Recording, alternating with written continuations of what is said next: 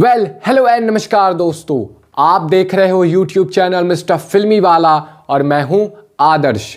Article 370 movie का trailer आया है। हम आज की इस वीडियो में उसी का रिव्यू करने वाले हैं। तो चलिए इस वीडियो को शुरू करते हैं। तो चलते हैं फिल्मों के सफर में मिस्टर फिल्मी वाला के साथ। जल्दी से जाकर हमारे इस YouTube चैनल मिस्टर फिल्मी वाला को सब्सक्राइब कर बगल वाला बेल बटन दबा दीजिए।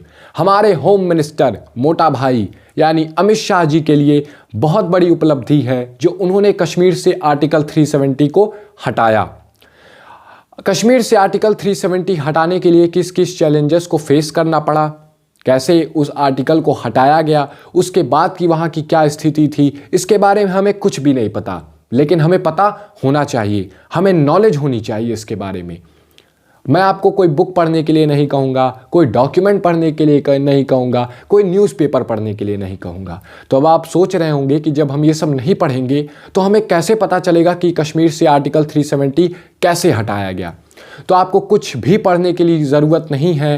23 फ़रवरी को एक मूवी रिलीज़ हो रही है जो आर्टिकल 370 पे पूरी तरीके से आधारित है और जिसका नाम भी है आर्टिकल 370। बात करें इस मूवी के ट्रेलर की, तो ट्रेलर की शुरुआत होती है कश्मीर की वादियों से और उसके बाद दिखाया जाता है कश्मीर की सच्चाई, यानी कि आतंकवाद और करप्शन। कश्मीर का बहुत बड़ा बिजनेस बन चुका है आतंकवाद और करप्शन, और उसके पीछे और किसी का हाथ नहीं है बल्कि हमारे इस देश के करप्ट ब्यूरोक्रेट्स और करप्ट मिनिस्टर का हाथ है।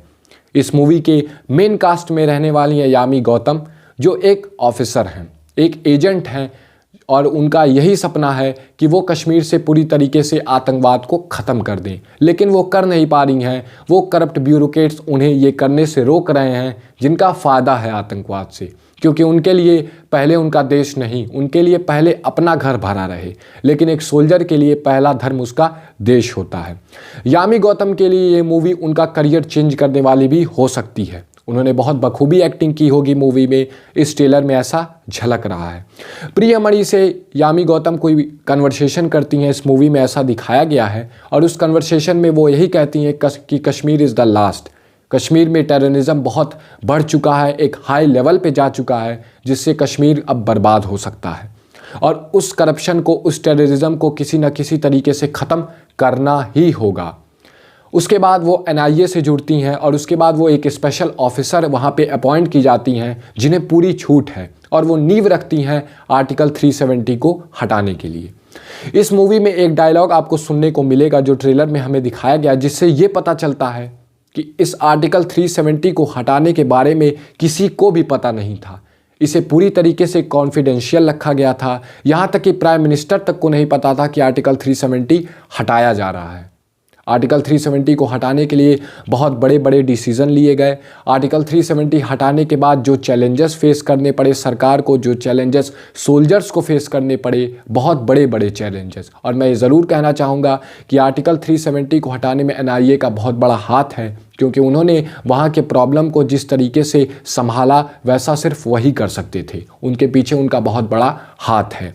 अगर बात करूँ मैं उस मूवी की, तो ट्रेलर में मुझे मूवी का क्या पार्ट अच्छा नहीं लगा वो है इसका कास्ट। एक्सेप्ट यामी गौतम, आपने बहुत से कास्ट बहुत मतलब उल जुलूस से ले लिए हैं, या फिर ऐसा है कि अरुण गोविल साहब को हम श्री राम जी के अवतार के अलावा किसी और कैरेक्टर में देखना नहीं चाहते।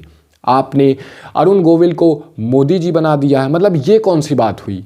नरेंद्र मोदी के रूप में आप किसी और को भी ले सकते थे, ये कास्ट आप किसी और को भी दे सकते थे, आप विवेक ओबेरॉय को भी दे सकते थे। वो एक बार मोदी जी बन ही चुके हैं, इस बार भी बन जाते तो क्या बुरा हो जाता।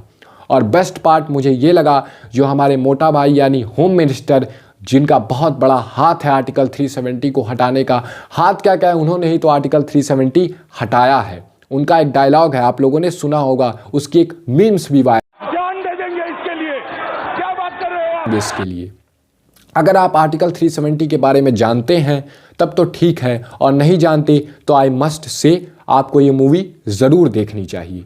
ये मूवी हमसे अवगत कराने के लिए हमें बनाई गई है और हमें इसके बारे में जानना चाहिए, क्योंकि ये हमारी ही कहानी से आधारित है। हमें पता होना चाहिए कि हमारे देश में क्या हो रहा है, उसके पीछे किसका हाथ है और कौन है जो इसको सुधार रहे हैं। आई मस्ट से आपको ये मूवी 23 फ़रवरी को ज़रूर देखनी चाहिए। अगर आपने ट्रेलर देखा तो इस वीडियो के कमेंट बॉक्स में ज़रूर बताइए कि आपको ट्रेलर कैसा लगा, ये ट्रेलर रिव्यू वीडियो कैसा लगा ये भी ज़रूर बताइए। अगर वीडियो अच्छा लगा तो प्लीज़ हमारी इस वीडियो को लाइक, यूट्यूब चैनल मिस्टर फिल्मी वाला को सब्सक्राइब कीजिएगा। मिलते हैं नेक्स्ट वीडियो में, तब तक के लिए जय हिंद, वंदे मातरम।